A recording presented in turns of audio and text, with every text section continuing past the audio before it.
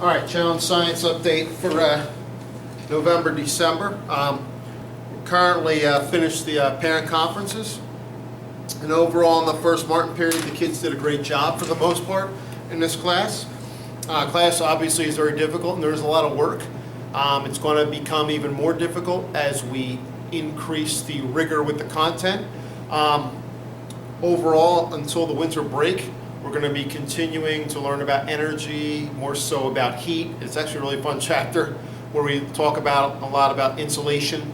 We'll talk about insulated thermoses. There are a lot of real-world application in this chapter. We will be looking at the quality of Vera Bradley insulated lunch bags. You know, are people buying these bags for the look or for the quality? And obviously it's for the look because, you know, we're going to learn that there's not much quality to the Vera Bradley lunch bags. We'll also look at different types of insulated mugs, talk about, you know, the concept of heat flow and thermal energy. So it's a really fun chapter, but it is rather difficult. But again, work hard, play hard. You know, we try to make this difficult material as fun as applicable as possible. But the real reason for this video is just a couple reminders on how to monitor your kids' progress with this class and how to encourage them to continue to be successful and make improvement.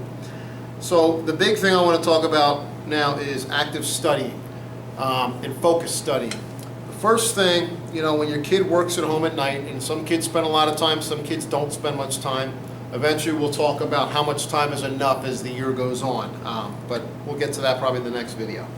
First thing I would encourage is no phone or no computer unless it's needed. Unless they need to watch a video, right? Or need to access a resource online. And the reason why I say no phone or no computer is because the kids need to focus on the material themselves and focus on their brain. And, you know, they're told every night they need to rewrite their notes. Why do I tell them to rewrite their notes? It forces them to visualize and write down and think about what they did in class that day, because a lot of times teachers, including myself, will only teach what was taught in class or discussed in class, not necessarily what's in a textbook. If the students have their phone right next to them, how easy is it for them to become distracted and get off task, and all of a sudden something's very hard and complicated, right? They lose sight of that and they focus on their friends with their chat or their internet resource. So please get rid of the phone or the computer unless they have to have it, okay, for a video or a resource. But rewriting notes is huge. The next thing I would say is this: a lot of kids like to study together, you know, with their phones, using some chat thing, I don't know what it is, some class chat. Again, I don't know. What I tell kids is this: in the end, you have to figure it out yourself. You have to learn it yourself. You can't have friends do it for you, or you can't always be working with your friends to help them. You have to be able to help yourself first. So I said, okay, the phone is there. You need to use it. It's fine. It can be helpful. But don't communicate with friends until you are done, focused, and trying, unless you've totally completed studying. Pretty much, have you tried your best to focus on the material? Have you done your best to rewrite the notes and think it out? And then at the end of the night, circle or highlight what you didn't get well or understand well, and then take those 2 or 3 things when you're finished your homework, again, finished the homework, then get on the phone and compare notes and get on your group chat and talk about what you didn't understand. Use your phone to your advantage, not your disadvantage. Get rid of the phones as much as possible. That would be really helpful. And that's a way to make a piece of technology, you know, as a positive rather than such a negative. And then last but not least, the packet. At the beginning of every chapter, the kids are given an itinerary. In fact, I just posted one today. They usually have about, 2 to 3 weeks to complete 20 to 30 pages of the packet. And each night on the Google Classroom, I post what pages should be completed based on what they've learned today. And it's set up where we're forcing them to time manage, we're forcing them to spread out this big arduous assignment of 30 to 40 pages, chunk it into each night. But what I do is I allow about 3 to 4 days on average before the test to have the entire packet done. Okay, because this is 20 points. I'll pick 2 random packet pages out here to grade for accuracy, and that's your 20-point homework grade. And that does impact the grade. But what I do is I tell the kids, okay, at the end of the chapter, when 3 or 4 days for the test, instead of just staring at your notes, which is one thing they got to do is read over the notes, go back through the required pages with a different colored pen and grade the packet.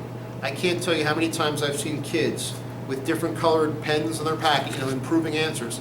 It's funny, if they didn't do that, if they didn't grade their packet looking at their answers at the time, they would have gotten a 10 or 11 out of 20 in their packet. But when they improved their answers by adding things, crossing things out, improving things, the quality of work goes up. They get that 18, 19, or 20 out of 20 in the packet. But also, too, 3 days out, instead of staring at notes, which is, again, something you should do, in addition to that, you're going back and correcting things. And don't you understand the material better at the end of the chapter? So the stuff you did at the beginning of the chapter, you can go back and improve it easily because you understand it.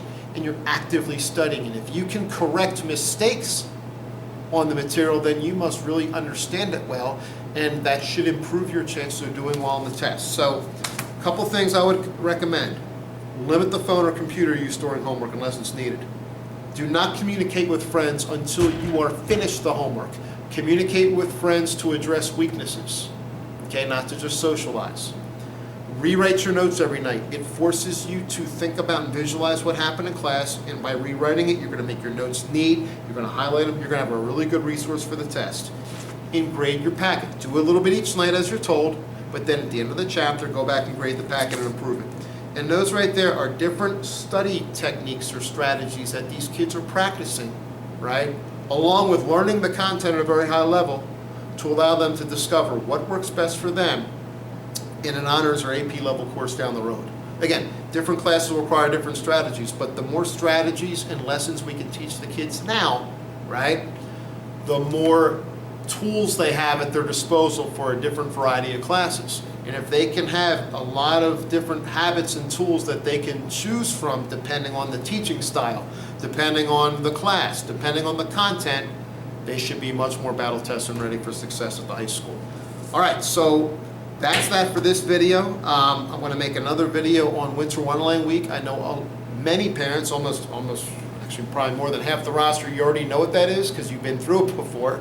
But I'm still going to make the video regardless for especially the new parents that haven't experienced this yet. I'm going to make a video about that to keep you guys well informed. Again, we're having a lot of fun in class. It is a lot of work, but we're always talking to the kids beyond just science. How can you become a better student? How can you prepare more effectively and more efficiently to become successful in this class? And I hope this video helps.